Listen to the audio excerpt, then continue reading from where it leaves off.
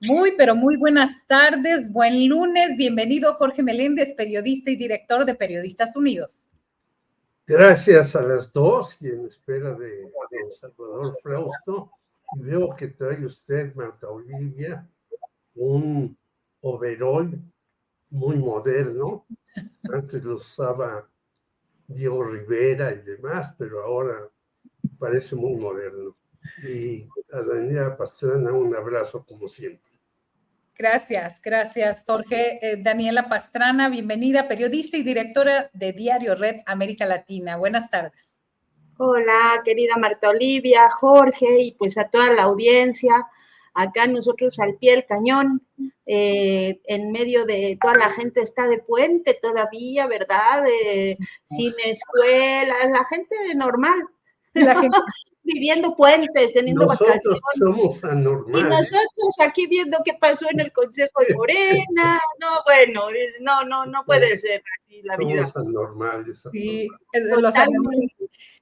una amiga me decía una vez que los periodistas somos ese ente extraño que mientras toda la gente va corriendo, saliéndose del incendio, los periodistas, ahí vamos a ver qué pasó, en sentido contrario siempre. Claro, yo recuerdo rápidamente un comentario, que la primera vez que trabajé, solamente 2 veces en mi vida he trabajado en cuestiones burocráticas, y la primera vez que trabajé era, entré un viernes y era fin de semana largo el lunes, y me dice la secretaria, nos vemos el martes, y yo, ¿por qué?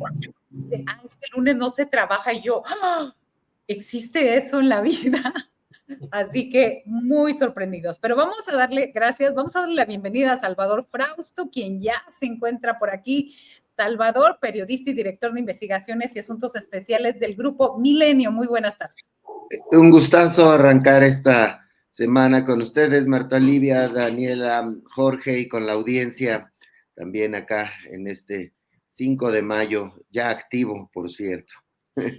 Así es, un 5 de mayo que es más festejado allá en los Estados Unidos. No sé, no he podido revisar mucho ahorita en las festividades por allá, pero la noche del 5 de mayo es algo muy, pero muy, incluso se festeja más el 5 de mayo que el 15 de septiembre. Pero bueno, de eso vamos a ver. Empezamos directamente con este tema del Consejo Nacional de Morena. Jorge Meléndez, ¿cuál es tu impresión de lo que pasó ahí? ¿Cuáles son los puntos en los retos de Morena en estos momentos? Pues el decálogo que mandó la titular del Poder Ejecutivo, que tiene pues una licencia para no estar en Morena, pero ya había dicho que mandaría una serie de puntos al respecto, pues ojalá se haga realidad. Yo vi un videoclip al final en donde aparecen muy sonrientes Alfonso Durazo, el señor que fue secretario de Vicente Fox, estuvo muy cerca de Luis Donaldo Colosio y que ahora es un morenista connotado.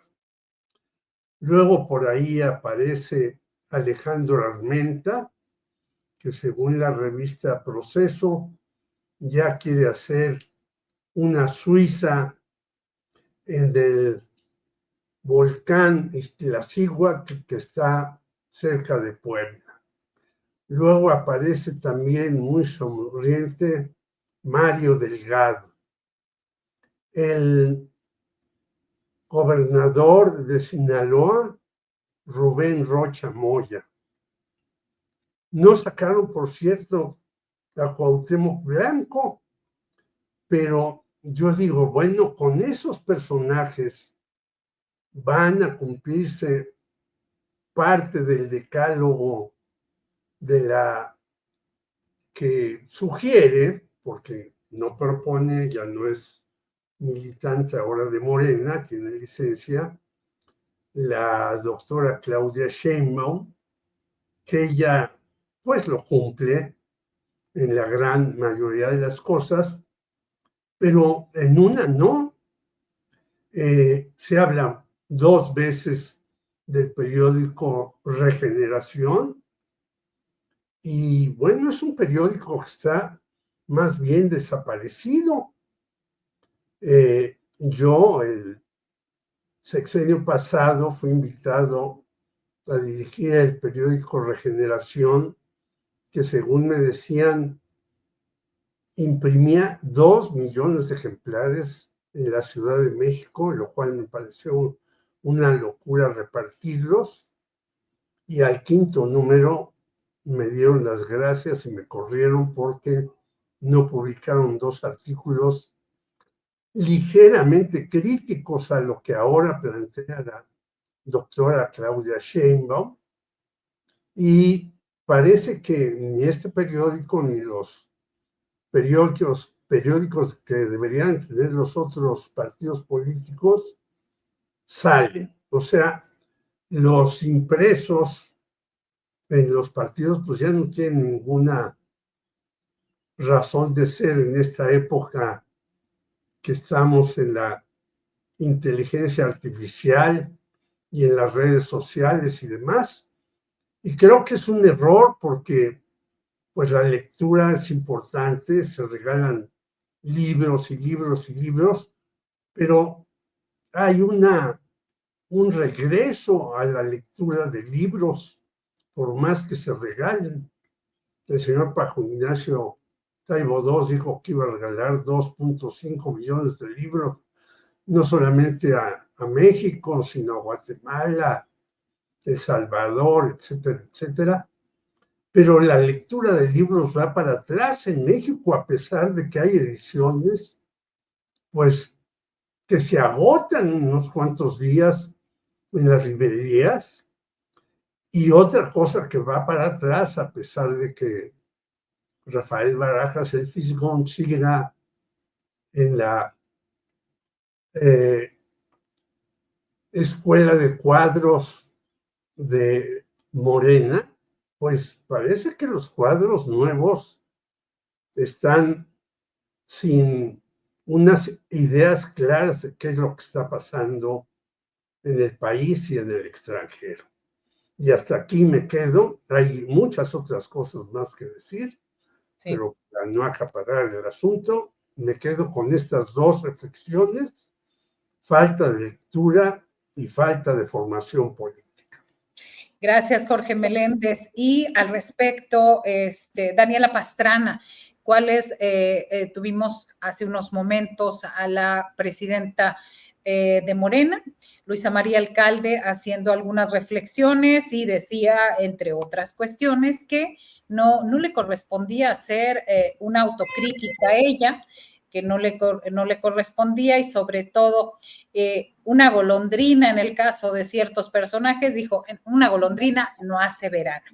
¿Qué otras cuestiones viste tú, no habla de la entrevista, sino de todo este Consejo Nacional de Morena?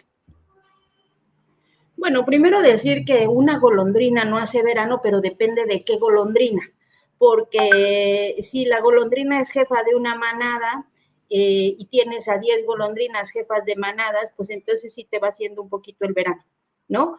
Que ese es el asunto, ¿no? Parece en la carta esta que manda Claudia Sheinbaum y que va desmenuzando las cosas que no se deben hacer, pues parece que a cada una de esas cosas le podríamos poner algún nombre de algún dirigente Morena, llámese a Fernández Noroña, Adán Augusto, Monreal, Cuauhtémoc Blanco, Andrea Chávez, o sea, de cada una de las puntos uno podría irle poniendo nombre de algún dirigente de peso de Morena, ¿no? Entonces creo que ahí el asunto no nada más es que sea pues hay personajes aislados de la militancia, ¿no? Sino son jefes políticos, y eso es lo que hay que tener en cuenta. Entonces, creo que ese es el primer punto que hay que destacar, todos los personajes que podrían encajar en una de las cosas del decálogo de la presidenta. Luego hay otra cosa que me llama la atención, que es el punto, aquí los tengo, el punto 5 y el punto 7. el punto 5 de su decálogo dice: no a un partido de Estado. El gobierno de la República cumple sus tareas para la transformación del país y el partido cumple las suyas. Para ello, nuestro partido debe fortalecerse sin caer en corporativismos. La organización es para la transformación, ¿no? La fuerza de Morena es la organización desde abajo, sus comités de base, sus contactos permanentes con el pueblo, como lo sabemos hacer, casa por casa, entregando el periódico Regeneración, que es al que se refería ahora Jorge, ¿no? Y el punto 7 dice: Morena es partido y movimiento, la movilización social para defender los derechos del pueblo de México y la consolidación de nuestro pensamiento debe seguir siendo nuestra fortaleza. La organización política tiene sentido cuando tiene causas, esa causa en la defensa de la transformación.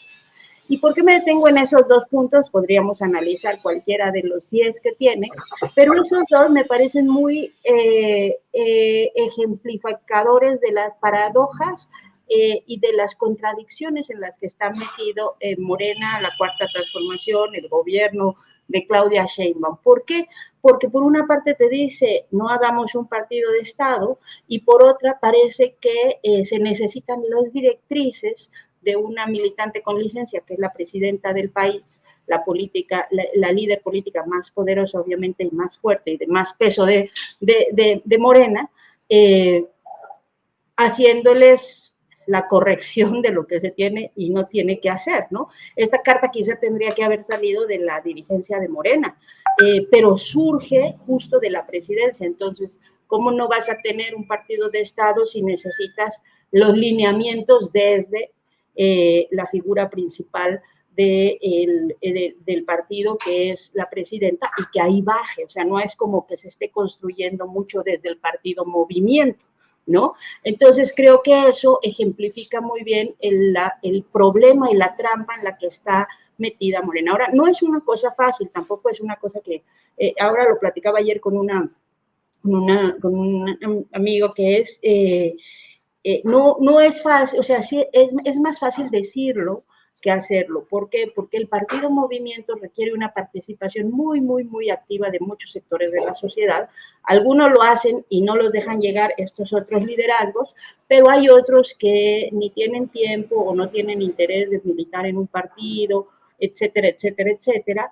Y luego la buena parte de los cuadros más fuertes de ese partido pues tienen que entrar al gobierno. Entonces es como un poco difícil cubrir para las dos cosas, y que es muy difícil. No conozco muchas experiencias donde se haya logrado que no se desfonde el movimiento por estar en la institucionalidad. Entonces no es que yo tenga la solución, porque luego te dicen, ¿qué? Espera, no, pues no la tenemos, no es fácil, pero sí creo que nos muestra de entrada esa contradicción tan fuerte, ¿no? Así es. Gracias, Daniela Pastrana. Nos piden que refiramos, además del puente, lo que es el 5 de mayo. Y bueno, nomás recordarles que es la fecha de la conmemoración de la Batalla de Puebla, en donde se marca la victoria del ejército mexicano contra la invasión del Segundo Imperio Francés, misma que fue la primera vez que este se enfrentara satisfactoriamente a una potencia extranjera desde la independencia. Así que por eso es 5 de mayo. Y bueno, volvemos al tema, Salvador Frausto, hoy la presidenta dijo que en este 5 de mayo, que es importante que Morena no caiga en lo que fue la historia del PRI, y sobre todo pidió humildad y pidió estar cerca de la gente. Además, es un poco una síntesis de lo que también envió la carta de ayer. Sí, a mí me parece que es una intervención de la presidenta Claudia Sheinbaum en la vida interna del partido, necesaria para la gobernanza en nuestro país. Hace algunas semanas conversábamos aquí mismo sobre que quizá uno de los puntos frágiles del arranque de este sexenio era la operación política, porque veíamos ahí ciertas desavenencias con las directrices que lanzaba la presidenta Sheinbaum y ciertos movimientos dentro del Congreso. Por ejemplo, el más sonado fue la ley del nepotismo, en la cual la presidenta quería que se legislara ya para las elecciones del 27, que no pudieran los familiares cercanos a figuras del partido obtener gubernaturas, posiciones en las cámaras legislativas, en ciertas posiciones de gobierno, valiéndose de la fuerza de sus familiares. Ese asunto en el Congreso hacen otro tipo de acuerdo los líderes del Congreso y patean el bote, como se dice coloquialmente, hacia el 2030, como para dar una oportunidad a que, sobre todo en las elecciones de Guerrero, de Zacatecas, de San Luis Potosí, pudieran llegar figuras relacionadas con líderes partidistas. Entonces, me parece que hay una intervención concreta. Yo veo en otros países, en muchos países europeos, el presidente es también el jefe del partido, de la fracción, de las fracciones parlamentarias del partido gobernante, y eso permite gobernanza, permite rumbo, permite mantener ciertas místicas, y sobre todo cuando vemos asuntos digamos, muy claramente metidos en las líneas éticas o de valores o de principios del movimiento de Morena, como puede ser el nepotismo, como puede ser la no reelección legislativa, como puede ser atender escándalos de posible corrupción o de irregularidades de algunos de sus miembros. Entonces, a mí me parece que el mensaje que está dando Claudia Sheinbaum para tomar realmente fuerza dentro de la conducción política de Morena es correcta, es una sugerencia política, es decir, tiene fuerza, tiene valor, va a tener seguramente una incidencia. Uno de los planteamientos es precisamente ese, el no nepotismo y el cuidar, poner cuadros con prestigio, con que no tengan cola que les pisen en los puestos que van a estar en disputa, sobre todo en el 2027.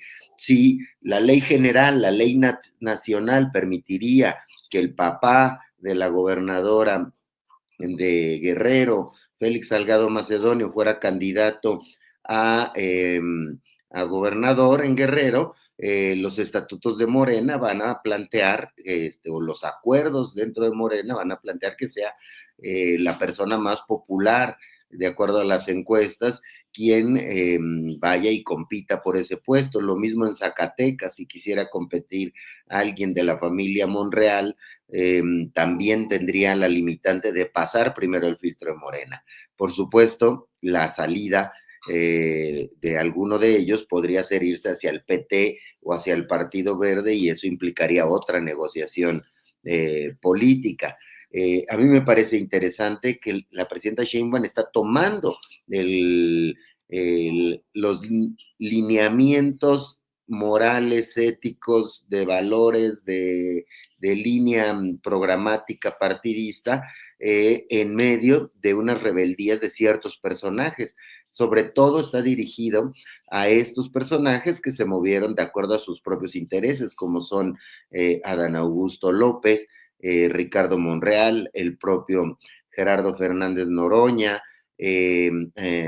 Andrea Chávez de Chihuahua, que ha estado haciendo campaña abiertamente por la gubernatura desde hace varias semanas.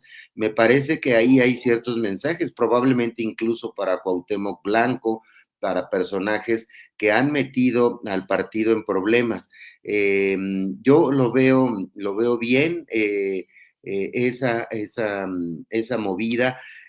Ciertamente hay que cuidar el no llegar al partido, estado, gobierno, sin embargo, sí a una serie de coincidencias en las cuales se limite el poder de las facciones que buscan sus propios intereses por encima de los intereses partidistas, que podrían alejar el voto en favor de Morena, que es un voto pues que pretende más social. Es más, la crítica más fuerte a Morena son precisamente los impresentables. En todo lo demás le va muy bien a Claudia Sheinbaum. Ahí vemos sus niveles de popularidad en 75%, incluso los niveles de popularidad de Morena están muy por encima de los demás partidos políticos que están, el PRI y el PAN, pues prácticamente en la lona, en un escenario en el cual el PRI podría incluso perder el registro en el 27 y el PAN no se ve cómo pueda levantar. Bien, gracias, Salvador Frausto. ¿Algo que agregar brevemente sobre el caso de Morena? Digo, porque es el Consejo Nacional o demás, o ya pasamos al otro tema. ¿Ustedes opinan? Pues yo nada más agregaría que se sigue haciendo en los gobiernos. Hay un libro de un compañero que incluso estaba muy cerca de Luis Donaldo Colosio, pero era del Partido Comunista, Beto Sotelo, en Puebla, cómo hacer de Morena un partido, porque, por ejemplo, el señor Armenta acaba de nombrar a otro señor Chedraui, aparte del que está en la alcaldía, para los negocios de su gobierno. Yo creo que eso es lo que también la señora Claudia Sheinbaum ve con preocupación, que en los estados pues, se hace de Morena una negación de lo que es, y entonces hay que estar muy presentes. Y hay que decir que, bueno, el señor Gerardo Fernández Noroña, que le hacen un reclamo directo, estaba en el PT, y el PT acaba de elegir por 9 años a Alberto Anaya. Bueno, el PT, que es una alianza con Morena, digo, ya es el colmo. Este señor va a morir como Fidel Velázquez siendo el presidente del Partido del Trabajo. Una contradicción. Y el otro aliado de María Morena, el Partido Verde Ecologista Mexicano, pues hay que recordar lo que ha dicho Julio Hernández, que es el partido de las 4 mentiras. Entonces estamos ante un panorama que parece que es muy promisorio, pero que tiene gravísimos problemas. Bien, gracias, Jorge. ¿Algo que agregar, Daniela Pastrana, respecto a este tema? Sí, fíjate que es que quiero complejizar un poco porque efectivamente, atendiendo a lo que te decía ahorita Salvador, eso ocurre en muchos lugares donde las reglas están un poco más claras, o sea, que el presidente es, digamos, por ejemplo, Canadá, ¿no? Para no irnos muy lejos, el presidente, el primer ministro, también el líder del partido, pero así están las reglas. En nuestras reglas, eso se supone que no ocurre, pero en los hechos sí ocurre. Y tenemos toda una tradición, evidentemente, de toda la historia priista, que eso hace que genere desconfianza. Ahora, ¿cómo evitar que los grupos y que todos los grupos que hay dentro de las múltiples izquierdas, e incluso institucional, tengan algún interés? Pues, a ver, los dos, la presidenta del partido y el secretario de organización vienen de familias políticas y de grupos internos que también han sido impulsores. Entonces, no es una cosa que tenga que vaya a resolverse, pero sí es una cosa que tendría que discutir seriamente Morena. Ese es el punto al que quiero llegar. Tiene que ser mucho más allá de, o sea, si realmente quieren que eso tenga una viabilidad y que además les ayude a todos a construir algo más, que tendríamos que hablar de las intenciones que tiene cada uno de estos personajes de los que hemos estado hablando, tendría que dejarse de lado un poco la simulación y tomarse en serio la discusión de ese decálogo y tomarse en serio la discusión de cómo se va a construir algo que realmente se apegue pues a estos lineamientos. Porque si nada más es escucharlo para luego ir a hacer lo que quieren y tratar de hacer todo el tiempo, llevar hacia sus molinos distintas cosas, pues van a quedar entrampados y además van a perder la oportunidad, creo yo, de construir algo a partir de una oposición que está absolutamente desmovilizada y pues con esto en riesgo de perder sus registros, ¿no?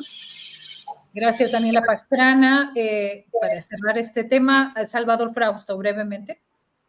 Sí, en el caso de Morena también diría que además de incorporar de manera orgánica en un consejo de partido la discusión de las recomendaciones de la presidenta Sheinbaum, me parece una vía institucional eh, pues inteligente, que lo genera a los ojos de la sociedad, pero la sociedad votó por el movimiento morenista, votó por la continuidad del obradorismo, votó por Claudia Sheinbaum, con un expresidente López Obrador tan fuerte, tan políticamente fuerte. Vemos cómo ha disminuido casi a niveles mínimos lo que se decía al principio del sexenio, que Claudia iba a ser una títere de López Obrador. Claudia ha ido tomando el control de manera clara del partido, de las decisiones del gobierno, del rumbo del gobierno. Sin embargo, vi, como dice Daniela, los líderes, Luisa María Alcalde y Andy López Obrador, el secretario de organización, ciertamente son muy cercanos a López Obrador y permanece algún tipo de duda ante la rebelión de algunos sectores del morenismo.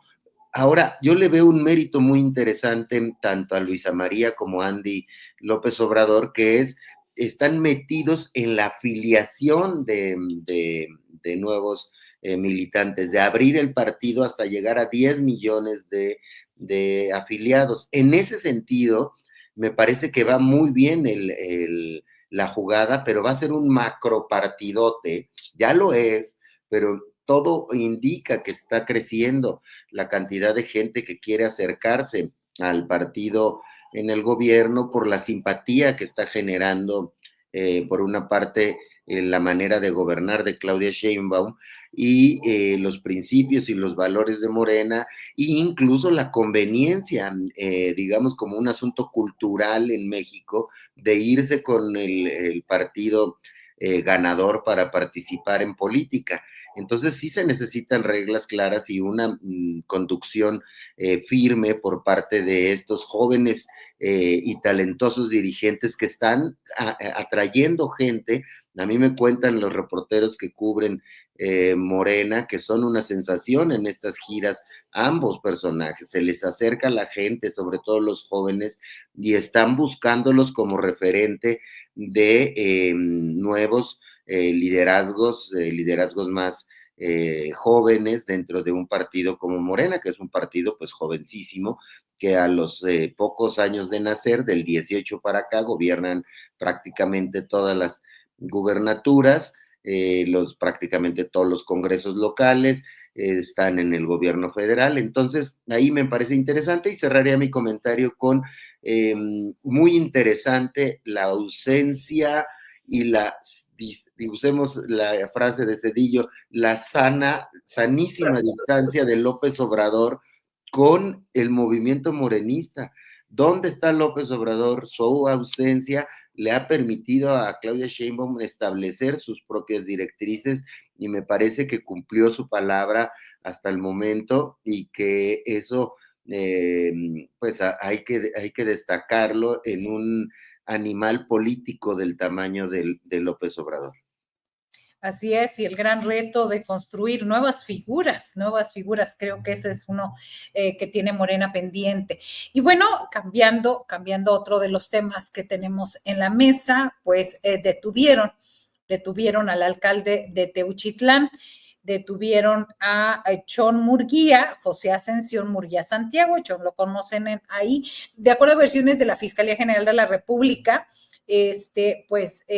señalan a este alcalde que habría visitado varias ocasiones el rancho Izaguirre, porque además de que estaba enterado de la operación, habría recibido 70,000 pesos mensuales por parte de los operadores del cártel Jalisco Nueva Generación. Y bueno, También hay otro detalle, él es un alcalde de Movimiento Ciudadano y no hay ningún pronunciamiento de Movimiento Ciudadano al respecto. Estuvimos revisando a Jorge Álvarez Maínez, a Dante Delgado y no. Ellos andan festejando otras cuestiones, andan haciendo campaña, compartiéndose uno y otro sus estados de X, ahí por ahí tenemos uno, donde pues no, pareciera que no existe el tema, no se habla de eso y bueno, pues qué decir al respecto, Jorge Meléndez. Bueno, yo creo que la detención es muy tarde, como suele ocurrir, con un fiscal que además les debe una explicación muy seria a las madres buscadoras o a los guerreros buscadores de Jalisco, porque en principio abrió el rancho y luego ya fue a decir que ya hizo una investigación y que no había personas cremadas ahí, tal.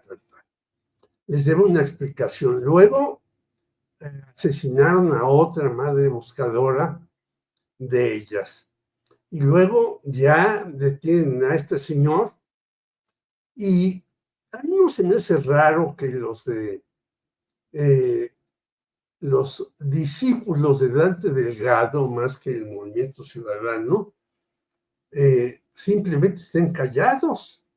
Nadie ha abierto la boca. El señor Alfaro está estudiando para ser técnico de las Chivas del Guadalajara.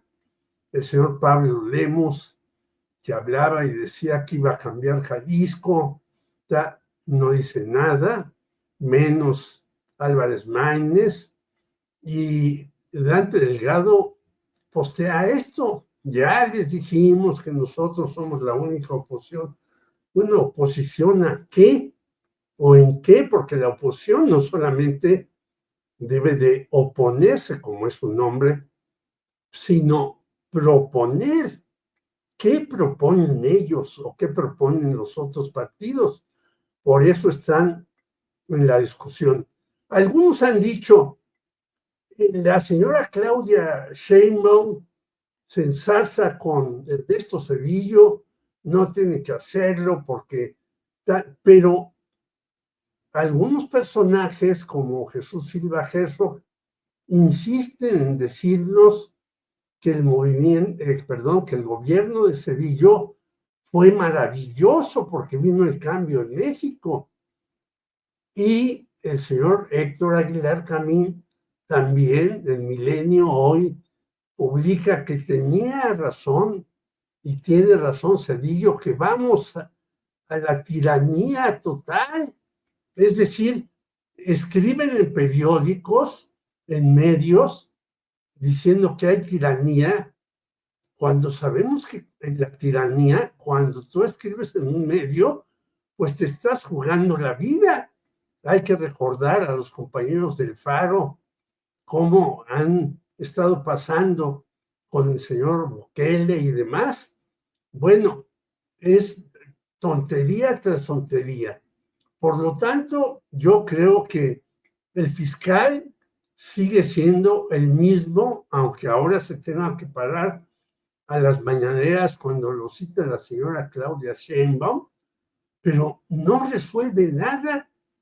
¿Qué se resuelve apresando a este señor, del cual debieron de haberlo apresado hace mucho tiempo? Porque como tú señalas, Marta Olivia, pues esto ya se sabía en todas partes de que este señor estaba metido en este tipo de cuestiones. Hay algunos otros ranchos que están cerca de Izaguirre, en donde también se habla de que ahí estuvieron los del Cártel de Jalisco Nueva Generación, tanto reclutando jóvenes como asesinando personas, porque ya sabemos que en estos reclutamientos no era como cuando yo hice el servicio militar, si tenías bola negra, marchabas, si tenías bola roja, no marchabas, sino aquí, si no pasabas, te asesinaban. ¿Dónde enterraban los cadáveres, pues no lo sabemos. Pero muchos jóvenes no pasaron esto y fueron asesinados. ¿Dónde están? Por eso la prioridad de las madres buscadoras, que hay que aplaudirles toda la vida, que ya se han jugado la existencia por tratar de rescatar a sus familiares.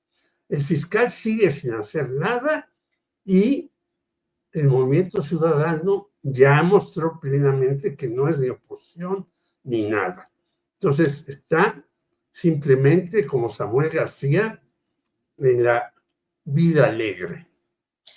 Gracias, Jorge Meléndez. Y mire, nos hace llegar en nuestra compañera de la redacción, Camila Olvera, una nota publicada por El Debate, el periódico El Debate, donde dice lo siguiente: Movimiento Ciudadano Jalisco respalda al alcalde de Teuchitlán, José Ascensión Murguía Santiago, detenido el sábado 3 de mayo por su presunta relación con el Rancho Izaguirre, campo de adiestramiento criminal del cártel Jalisco Nueva Generación.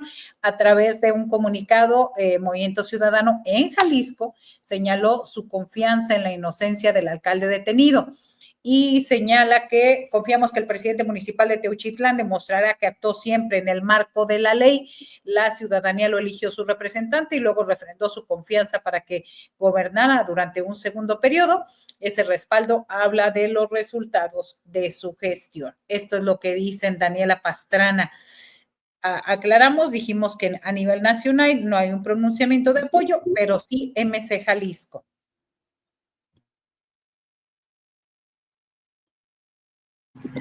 Estaba buscando ahora una entrevista que le hizo hace poco, cuando empezó todo el tema de Teuchitlán, que le hizo Marcela Turati a Alejandra Guillén, periodista académica que ha cubierto muchísimo el tema de las desapariciones y de la violencia y de los reclutamientos en Jalisco y en toda esta región también de Jalisco, Michoacán. Porque justo me llama la atención, miren, hay dos cosas. Uno, el asunto de que qué bueno que se investigue al alcalde. Evidentemente no puede ser que haya ocurrido y que haya estado este lugar funcionando en las épocas en las que hayan sido, aunque entiendo que una buena parte fue desde hace una gestión anterior a él incluso, pero no es posible que el alcalde en un municipio pequeño no se entere, ¿no? En un municipio, digo, a menos que fuera un municipio gigante, como pueden ser algunos del norte del país, en realidad es muy difícil que esto puede estar ocurriendo sin que el alcalde tenga ningún tipo de información. Entonces me parece muy bien. Pero no debemos dejar de lado que las autoridades locales siempre terminan siendo como la carne de cañón, el primer contacto, el crimen organizado y las que están más desprotegidas.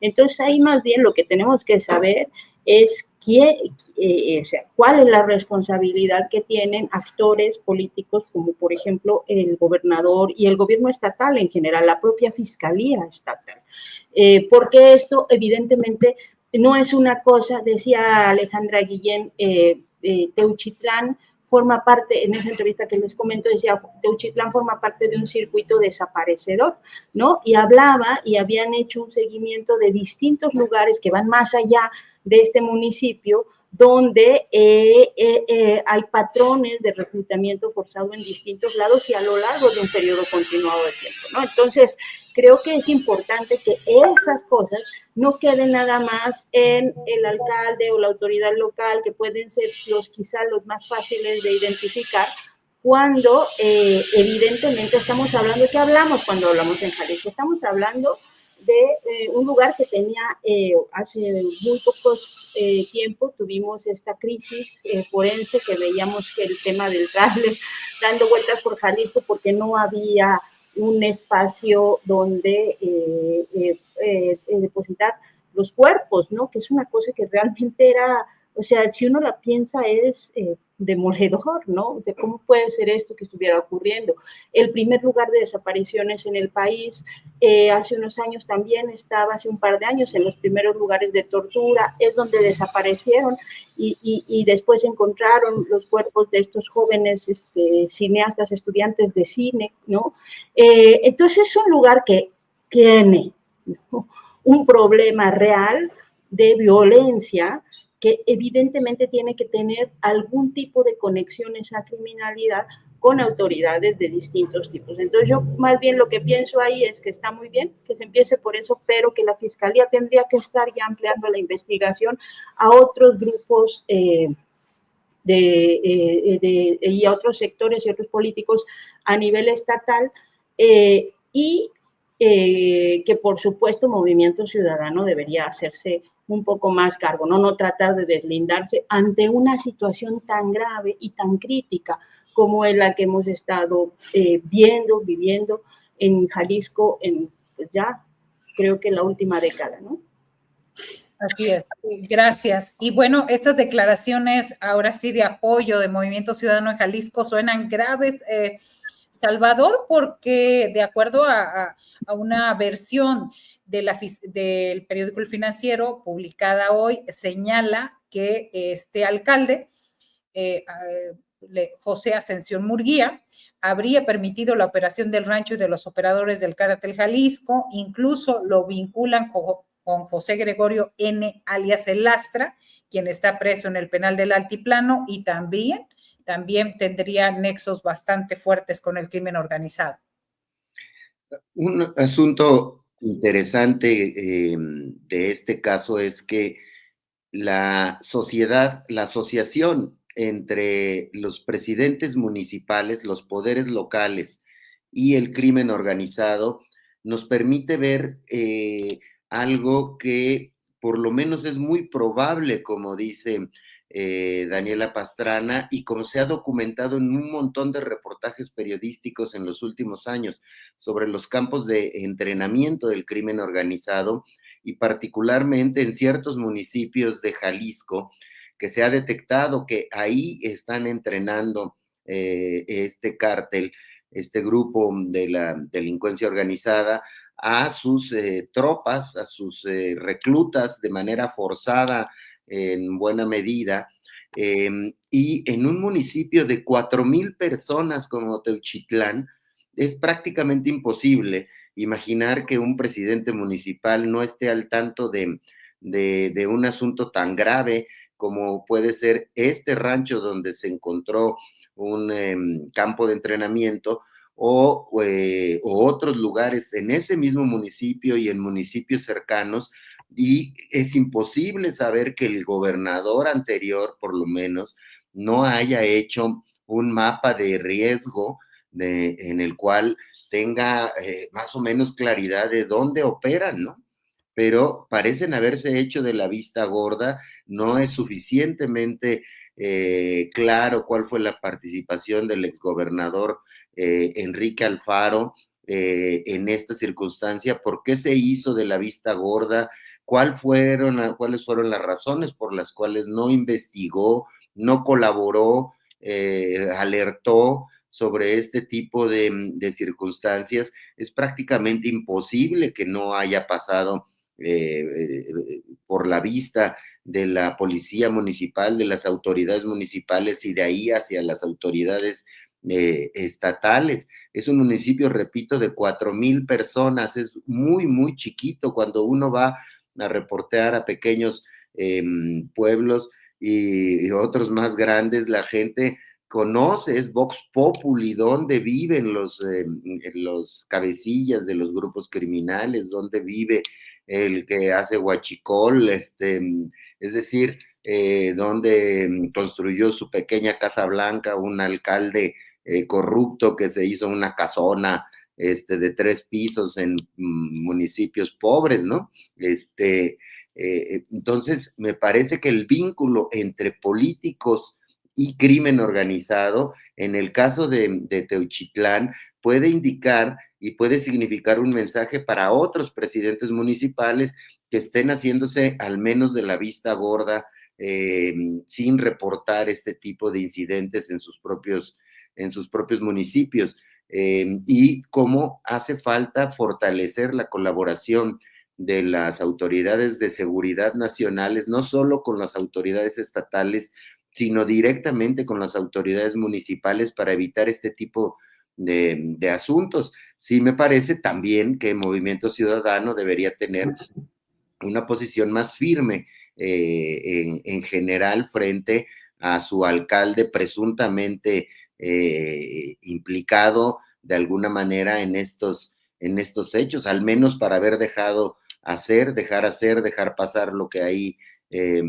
ocurriera. Entonces, yo creo que ahí hay una clave para las autoridades de seguridad, que es mandar mensajes a los presidentes municipales y a las autoridades locales de su probable participación, involucramiento o el dejar pasar frente a las atrocidades del crimen organizado y en particular del tema de las desapariciones, que me parece que hay algunos signos interesantes. Todavía es muy temprano para celebrar cualquier acción, pero hay signos interesantes de que podrían estarse buscando políticas públicas más decididas desde la Secretaría de Gobernación en acompañamiento con los grupos de búsqueda de desaparecidos, por una parte, y por otra parte, pues esta acción de la Fiscalía General de la República, que como dice Jorge, tardía, pero bueno, está ahí. Vamos a seguir la investigación, a ver si no resulta una de esas investigaciones en las cuales resulta que integraron mal el expediente, el señor no tenía involucramiento. Vamos a seguirlo, a ver qué pasa, pero el foco debe estar en la asociación políticos, grupos criminales. Bien, gracias Salvador. Tenemos tenemos un tema y el postrecito. Ustedes deciden si el postrecito o hablar acerca de esta respuesta que da la presidenta Claudia Sheinbaum acerca, pues, de esta forma en que Donald Trump le ofrece enviar militares gringos a territorio mexicano y ella le dice: no, señor presidente, nosotros somos soberanos e independientes y no lo necesitamos. Así que, Jorge Meléndez, adelante. Pues yo coincido totalmente con la señora Sheinbaum, pero yo quisiera recordar que los caricaturistas son más punzantes que uno y que vean las caricaturas de Rocha y Hernández en La Jornada, en donde los enemigos de Morena pues están metidos en Morena y son Adán Augusto y Ricardo Monreal y Cuauhtémoc Blanco y muchos otros más, entre ellos este señor Armento. Esos son los enemigos de Morena y están metidos en Morena. Quisiera también recomendar el artículo de Raúl Romero hoy en La Jornada, en donde, no importando quién esté gobernando, al EZLN se le sigue hostigando. Y cómo señala Raúl Romero en un libro de una amiga mía, que desgraciadamente creo que ya falleció, Paulina Fernández Chrysler, dice cómo hace justicia el EZLN para encontrar a los verdaderos culpables, porque luego llegan las fuerzas llamadas del orden, que son más bien del desorden y la represión, y encarcelan a personajes del Ejército Zapatista de Liberación Nacional, y tiene el propio ejército que poner en orden. Y finalizo con una cosa verdaderamente grotesca, como la jueza Blanca Lobo obliga al gobierno de Clara Brugada a devolverle 1,300 millones de pesos a Norberto Rivera, que compró 2 departamentos por más de 20 millones de pesos en la Torre Mítica, y cómo este señor, con 83 años, falta a su juramento eclesiástico, hace todo lo contrario que dijo el Papa Francisco de la humildad, de estar con los pobres y demás, y cómo la iglesia mexicana, bueno, ya no hablemos de Marcial Maciel, es una iglesia contraria al evangelio, lo dijo desde hace muchos años en general Sergio Méndez Arceo, en lugar de estar con los desposeídos, están con los ricos. Recordemos que muchas fiestas en donde estaban los grandes eclesiásticos eran los araos de los grandes millonarios de este país. O sea, necesitamos en realidad una iglesia que esté con los pobres, con los desposeídos, con los que luchan por sus necesidades apremiantes. Esa iglesia existe en México, en algunos casos, con Raúl Vera, etcétera, pero pocos. La mayoría están con los millonarios. Gracias.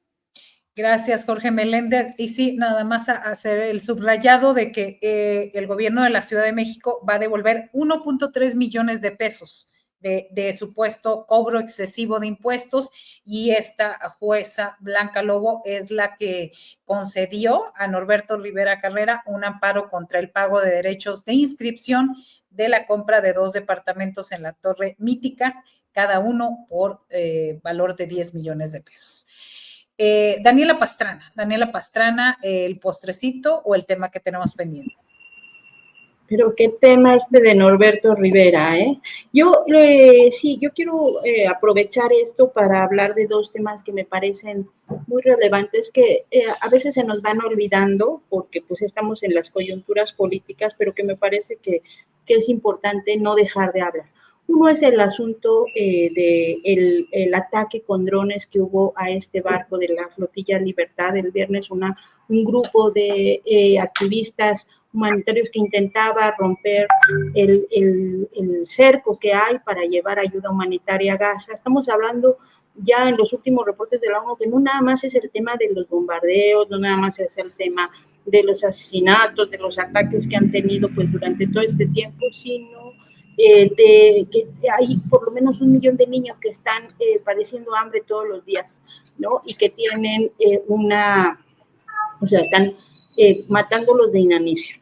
Y creo que ahí es importante no dejar de verlo, no dejar de hablarlo, no dejar de repetirlo. Y entonces estaba este grupo que ha tenido, creo que ya lleva desde 2010 lleva como 35 intentos de llegar, a unos ha logrado, en otros no. Y en este muy particularmente en aguas que son de un país europeo, pues fue atacado con drones el pasado viernes. No hay que dejar de verlo y no hay que dejar de cuestionar esto que está ocurriendo.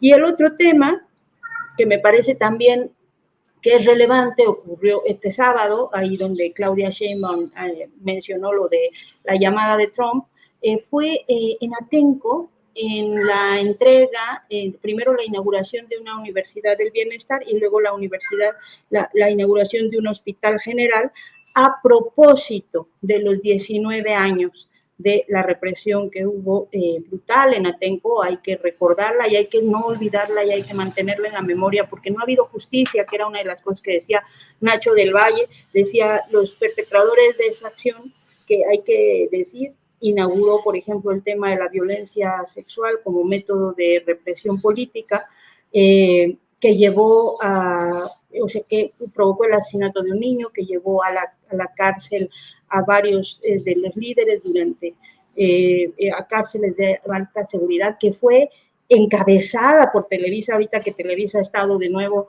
en las noticias, pues esa represión fue encabezada. Iba Televisa delante de la policía, 3,000 policías federales entraron al Atenco en la mañana del 4 de mayo de 2006, una de las represiones más fuertes, y decía Nacho del Valle, los responsables tienen nombre y apellido, Enrique Peña Nieto y Vicente Fox, y ahí siguen en la impunidad. Entonces no hay que olvidar, nunca hay que olvidar que más allá del lugar donde estuvo, lo que significó, lo que ha significado la recuperación del espacio del lago, ahora la posibilidad de que tengan un hospital general y la posibilidad de que tengan una universidad, pues que se le debe a muchas personas que han puesto el cuerpo durante 2 décadas para que las condiciones materiales de vida de las personas en Atenco tengan estas posibilidades de mejora, ¿no? Entonces, pues solo lo quería mencionar. Me parece que es importante que no se nos olviden estos temas. Gracias, Dani Pastrana. Y Salvador Frausto, postrecito o el tema que quieras posicionar.